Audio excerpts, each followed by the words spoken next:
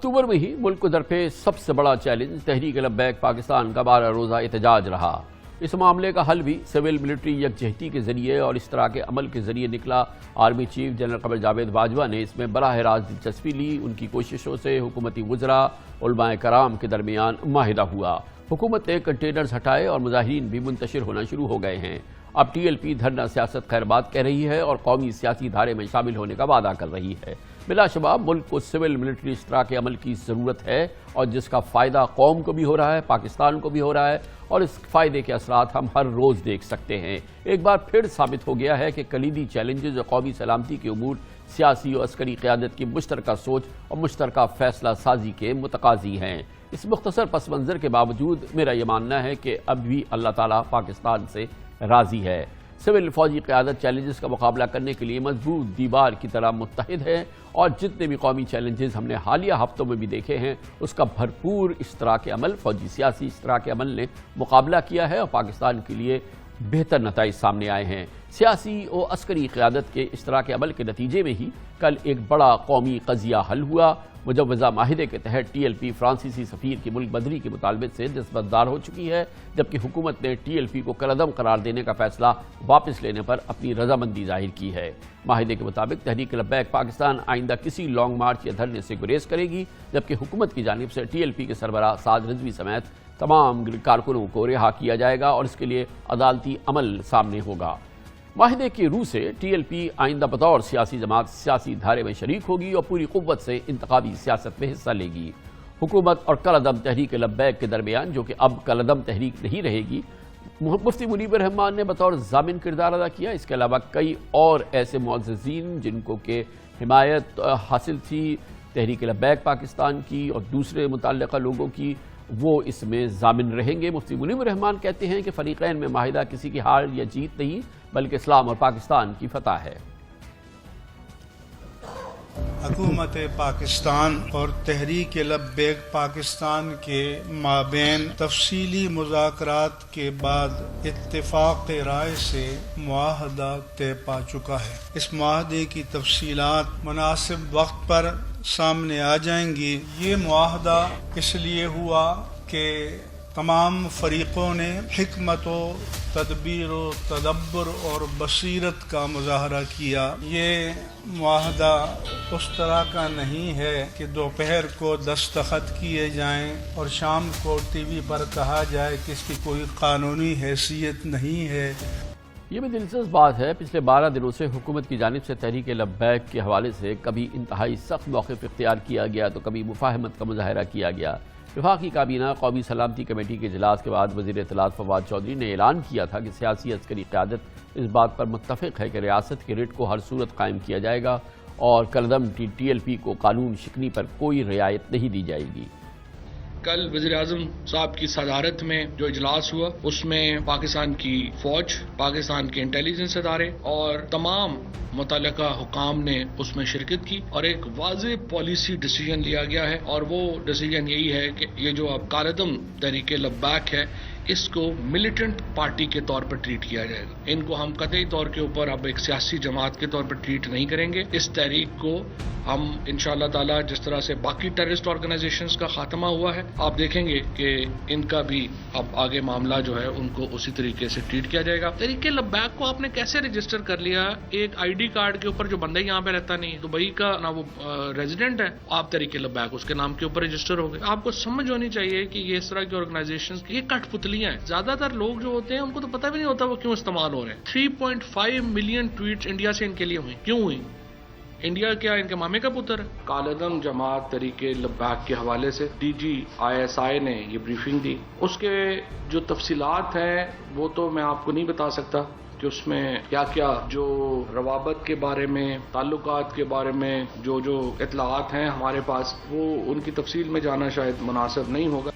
یقیناً حکومت خود اس معاملے میں تقسیم کا شکار رہی ہے اور حکومت کا رویہ ناقابل فہم رہا ہے۔ دوسری جانب جیسا کہ ابھی آپ نے فواد چودھری صاحب کی بات سنی، وزیر داخلہ شیخ رشید احمد نے تحریک لبیک کے حوالے سے نرم گم بیانات دیے۔ ٹی ایل پی کو سیاسی قوت بھی تسلیم کرتے تھے، اس پر عالمی پابندی کا خدشہ بھی ظاہر کرتے تھے اور اس بات پر بھی زور دیتے تھے کہ حکومت کو لچک کا مظاہرہ کرنا چاہیے۔ نے ان کو بین نہیں کیا ہوا. الیکشن وہ لڑ رہے ہیں ہر جگہ, اپنے نشان پہ لڑ رہے ہیں. ہمیں یہ تسلیم کرنا چاہیے کہ وہ پنجاب کی ایک تیسری بڑی پارٹی ہے, اس نے اپنی سیاست سوچ کرنی ہے. میں سمجھتا ہوں کہ یہ ملیٹنٹ ہو چکے ہیں, ان کا ایجنڈا کچھ اور ہے. مجھے ڈر ہے کہ یہ آرگنائزیشن جو ہے جسے ابھی ہم نے کالعدم قرار دیا ہے, یہ نہ ہو کہ ان پر انٹرنیشنل پابندی لگ جائے اور وہ دہشت گردوں کی عالمی تنظیم میں آ جائیں. حکومت کا کام یہ ہے کہ وہ لچک رکھے. حکومت کا کام نہیں ہے کہ وہ جوڈو کراٹے کرے. ریاست کا کام ڈنڈا چلانا نہیں ہے. قومی سلامتی اور لوگوں کی جان و مال کی حفاظت کے لیے پنجاب رینجرز 60 دن کے لیے پورے پنجاب میں نافذ العمل کر رہا ہوں. وفاقی وزراء کے بیانات کی خلابازیوں کے برعکس حقیقت یہ ہے کہ حکومت و تحریک لبیک پاکستان کے درمیان معاہدے کے بعد آج دارالحکومت اسلام آباد اور راولپنڈی میں 12 روز بعد معمولات زندگی بحال ہو گئے ہیں. فیض آباد انٹرچینج کو 10 روز بعد ٹریفک کے لیے کھول دیا گیا ہے. مری روڈ سے تمام رکاوٹیں ہٹ گئی ہیں. میٹرو بس سروس کا نظام چلنا شروع ہو گیا ہے. پنجاب کے مختلف اضلاع میں چھوٹے بڑے دھرنے ختم ہوئے ہیں. وزیر آباد میں مرکزی احتجاج مظاہرین جی ٹی روڈ خالی کر کے اپنے گھروں کے قریب سے واپس جا چکے ہیں. بلا شبہ سول فوجی اشتراک عمل کے نتیجے میں تحریک لبیک وفاقی حکومت کے مابین معاہدے کے ملک میں امن اور استحکام کے لیے دونوں فریقین کی کامیابی اور مشترکہ جیت سمجھا جا رہا ہے. خاص طور پہ اس مہینے 19 نومبر کو تحریک لبیک کے بانی علامہ خادم حسین رضوی کی پہلی برسی سے قبل یہ معاملہ خوش اسلوبی سے نمٹ جانا یقینی طور پہ خوش آئند بات ہے. بہر صورت ٹی ایل پی حکومت معاہدہ پاکستان کے لیے, قوم کے لیے, حکومت کے لیے اور ریاست کے لیے ایک اچھا قدم ہے. اس کے لیے بڑی محنت بھی ہوئی ہے. جن لوگوں نے اس میں بڑی سرعت سے بہت محنت سے کام کیا, اس کو یقینی بنایا, ان میں شامل ہیں جناب مولانا بشیر احمد فاروقی, پاکستان کی چیریٹیبل آرگنائزیشن کی بہت اہم شخصیت, بہت ہی کلیدی شخصیت, چیئرمین سیلانی ویلفیئر ٹرسٹ ہے. مولانا بشیر احمد فاروقی ہمارے ساتھ موجود ہیں. بہت بہت شکریہ مولانا صاحب. یہ فرمائیے گا کہ یہ ہو تو گیا, بہت اچھا ہوا, لیکن 12 دن تک یہ معاملہ چلتا رہا اور اس سے پہلے حکومت اور ٹی ایل پی کے درمیان ایک بہت ہی تشنج کی کیفیت رہی کئی مہینے. تو یہ اب کیا ہوا جس کی وجہ سے معاہدہ ہو گیا؟ بسم اللہ الرحمن الرحیم. دیکھیں, ہم قرآن پاک کے بعد اگر سب سے بڑی کتاب دیکھتے ہیں تو بخاری شریف ہے. بخاری شریف کی سب سے پہلی حدیث ہے انما الاعمال بالنیات. تو اگر نیت اچھی ہو نا سارے کام ہو جاتے ہیں. تو یہ نیت کیسے اچھی ہو گئی؟ نیت اس لیے اچھی ہو جاتی ہے کہ جب دیکھتا ہے کہ آدمی پانی سے گزر گیا تو اب تو اچھے کام کر لینا چاہیے. دونوں طرف سے ایسا ہوا ہے؟ نہیں, ان کی طرف سے تو دیکھیں, ان کی طرف سے تو بلیک آؤٹ ہے. کیا مطلب ہے آپ کا؟ جو تحریکی لوگ ہیں ان کے ساتھ رمضان کریم میں گویا حلفیہ انداز میں وعدے ہوئے تھے کہ بھئی کل تک یہ سب کچھ ہو جائے گا, یہ سب چلے گئے, چھوڑ دیا. اس میں کتنے لوگوں کی جان اس وقت چلی گئی تھی. تو اس کے بعد سے لے کے آج تک وہ وہی کئی جو بند, اور کہ پاکستان کی تاریخ میں 70-72 کی تاریخ میں کبھی سیاسی قیدیوں کے ساتھ اتنا تشدد شاید کوئی نہیں ہوا جو تاریخ میں ان کے ساتھ ہوا ہے. تو آخر دیکھیں نا, آخر آپ کسی کو مارو گے تو چیخ تو نکلے گی, چلو وہ آپ کو ہاتھ بھی لگا سکتا. اب کیا کر سکتے ہیں؟ دیکھیں, یہ جو احتجاج دھرنے یہ مسئلے کا حل نہیں ہے. مسئلے کا حل یہ عدل و انصاف.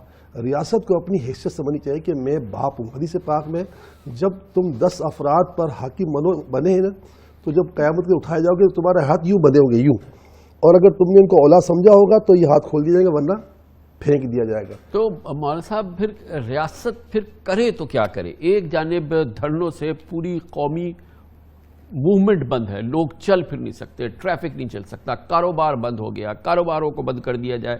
مطالبات ایسے ہوں جو پاکستان کی جو قوت ہے, عالمی قوت, اس میں اس کے بس میں نہیں ہے کہ وہ ان مطالبات کو تسلیم کرے.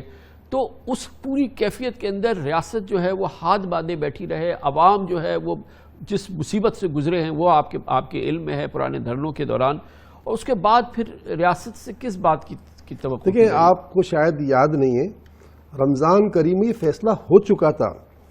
ہمارے مفتی اعظم پاکستان نے ان کو اس بات پر منا لیا تھا کہ تم مکلف نہیں ہو کہ فرانس کے سفیر کو تم نکالو.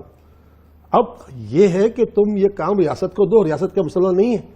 ہمارا پاکستان اسلامی جمہوریہ پاکستان ہے, جمہوریہ پاکستان نہیں ہے.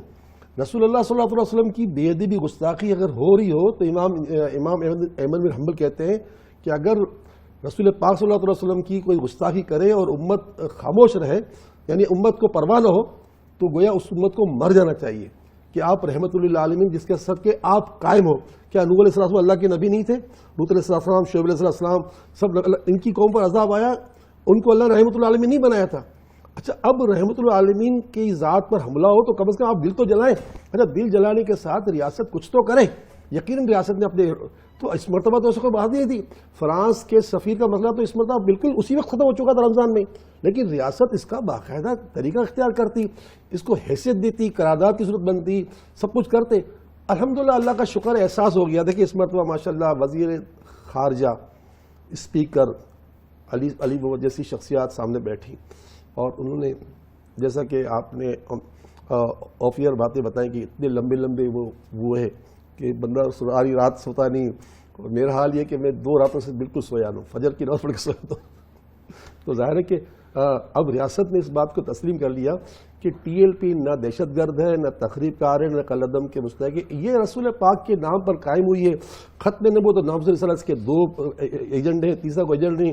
دنیا سے ایک پیسہ اس کا آ رہا ہو تو ان کی گردن اڑا دو. لیکن یہ تو پتہ ہے نا کہ یہ بھی یقین ہے نا تحریک کو کہ جتنی محبت, جتنی جو جذباتی لگاؤ حضور صلی اللہ علیہ وسلم کی ذات سے ان کو ہے, 22 کروڑ پاکستانیوں کو بھی اتنی ہے, کم از کم 22 کروڑ پاکستانیوں کو دیں, اس میں تو ان کو پیچھے نہ سب دینا. اور اس لحاظ چاہیے نا کہ لوگوں کی اس بات پر دھیان دینا. آپ کسی کو بریک آؤٹ کر دو, آپ خود بھی تو نہیں بول رہے ان کے بارے میں. دیکھیں نا اب آپ کے ساتھ پیمرا, آپ کا امبریلا بنا ہوا ہے, وہ آپ کو بولے نہیں دیتا. دیکھو نا دھرنے اور یہ مارچ سے کچھ حاصل ہو یا نہ ہو, لیکن لوگوں کے تو دھرنے اور مارچ ہوتے رہے نا. کیا ٹی وی نے اس کو بریک آؤٹ کر دیا؟ ان کو اپنے بریک آؤٹ کیا ہوا ہے.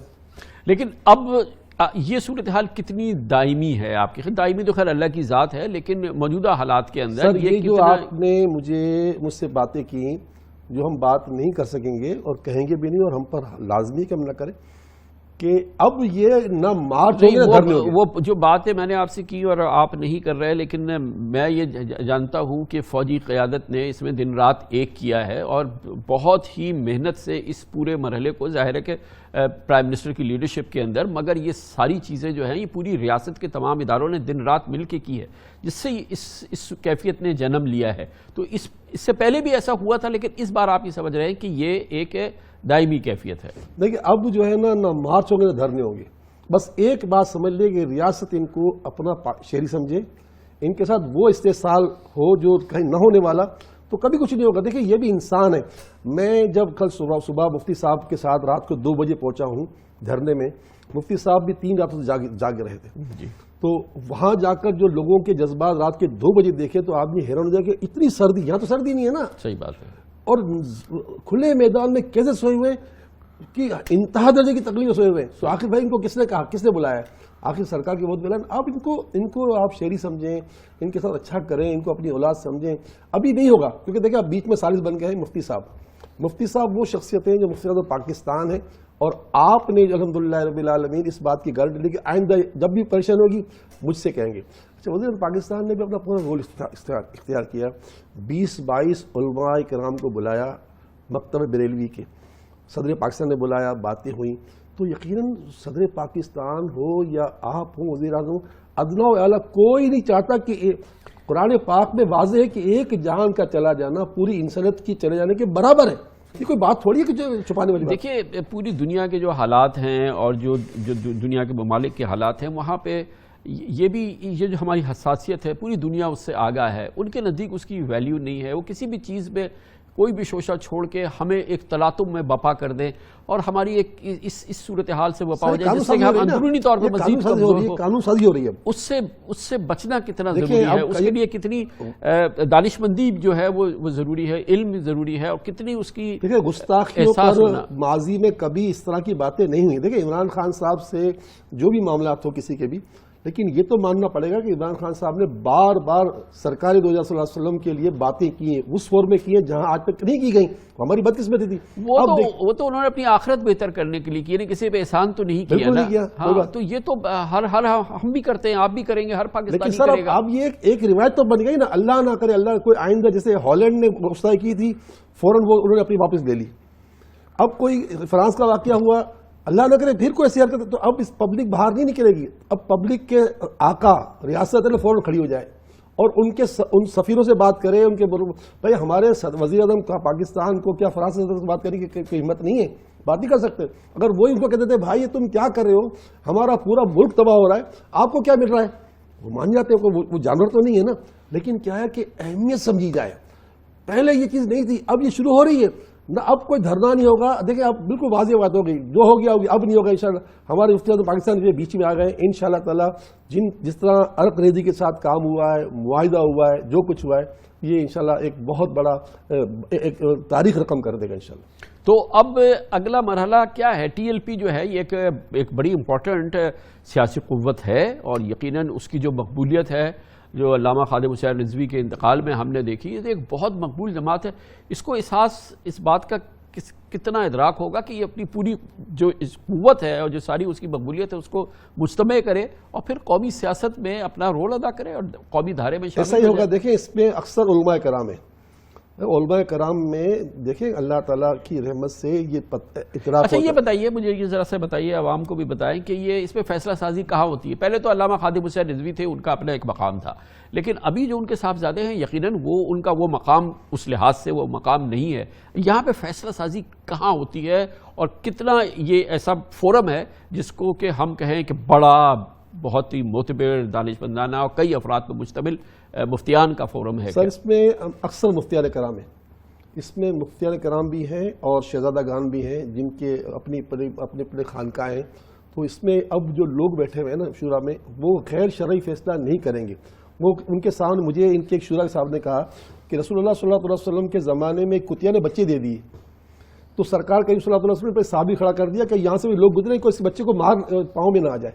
تو جناب اعلیٰ وہ اس نظریے کے آدمی ہیں کہ کتیا کے بچے کو بھی کوئی تکلیف نہ پہنچے، یہ رسول پاک کا فرمان ہے، تو یہ کیسے تکلیف پہنچائیں گے؟ ہاں لیکن دیکھیں نا اب تک تو یہ اس کا احساس نہیں کیا تھا نا. سر احساس ہوا ہے سر. دیکھیں نا، مطلب دیکھیں نا، ابھی آپ نے اتنی زبردست مثال دی، مگر کتنے لاکھوں لوگوں کی زندگیاں کتنے عرصے تک جو ہے اس میں کوئی انکار نہیں، اس کی جو ہے وہ سر ریاست قیامت کی. میں سمجھتا ہوں ریاست اور فوج اور عدالت تینوں جو ہے نا، اور یہ وہ مسلک ہے، یہ وہ لوگ ہیں جس میں آپ جیسے لوگ ہیں جو کہ لاکھوں لوگوں کی دن رات اپنی خون سے، اپنی جان سے، اپنی روح سے کیسی خدمت کرتے ہیں، اور ایسے لوگوں کو تکلیف میں یہی لوگ جو ہیں وہ پہنچائیں اور اس لاکھوں لوگوں کی تکلیف کو مبتلا کر دیں. یہ کتنا صوفیزم کے لوگ ہیں، تضاد ہے. بریلوی صوفیزم ہے. ہمارے اندر تو جو ہے چوٹی مارنا منع ہے. آپ شیخ طریقت کی کتاب پڑھیں امیر سنت کی، آپ نے کہا چوٹی کو بھی ناحق مارنا گناہ ہے. ہم صوفی لوگ اس نظریے کے آدمی ہیں. ساری زندگی ہم کھانا کھلاتے ہی رہے، آپ دادا صاحب پہ چلے جائیں، آپ کہیں چلے جائیں، آپ کو کھانا ہی ملے گا نا. تو کہنے کا مقصد یہ ہے کہ ہمارا کام نہیں ہے. دیکھیں یار ہمارے ساتھ جو ہوا ہے نا، اچھا میں دیکھو میں سیاسی آدمی نہیں ہوں، میں وہ خوش نصیب ہوں کہ ہمارا آئین بنا ہوا ہے کہ ہم کبھی زندگی میں الیکشن لڑ ہی نہیں سکتے. خوش نصیب اس لیے کہوں گا کہ دیکھیں مجھے وقت کا وزیر اعظم، وقت کا صدر، وقت کا گورنر کہے کہ یار آپ ہماری سیٹ سے الیکشن لڑ لو، پر ہم نے کہا نہیں بھائی ہمارا آئین ہے، ہم نہیں کر سکتے. ہم نے پوری امت کا فائدہ پہنچانا ہے، ہم کسی پارٹی کا سر نہیں. جی بہت بڑی بات ہے. مولانا بشیر احمد فاروقی ہمارے ساتھ ہیں، چیئرمین سیلانی ویلفیئر ٹرسٹ. اور بشیر احمد فاروقی صاحب جو خدمت سر انجام دے رہے ہیں، اگر ہماری قوم کے تمام کلیدی لوگ اس راہ پہ لگ جائیں تو قوم کی قسمت بدل جائے. لیکن اچھی بات یہ ہے کہ ٹی ایل پی جو ہے وہ مولانا بشیر احمد فاروقی صاحب جیسے لوگ، مفتی منیب الرحمان جیسے لوگوں کی پیش کو اپنا بڑا سمجھتی ہے، ان پر اعتماد کرتی ہے، ان پہ یقین کرتی ہے، اور انہی افراد کی نتیجے میں یہ صورتحال ہے، یہ معاہدہ ہے جو کہ ہوا ہے. قوم پاکستان کا اس میں فائدہ ہے. ٹی ایل پی ایک بڑی سیاسی قوت بنے گی، بن سکتی ہے، اس میں اس کی سخت موجود ہے. یہ کیسے، یہ ہم آپ کو ایک سیاسی تجزیہ کار سے، ماہر سے سنائیں گے ایک چھوٹے سے وقفے کے بعد. ٹی ایل پی اور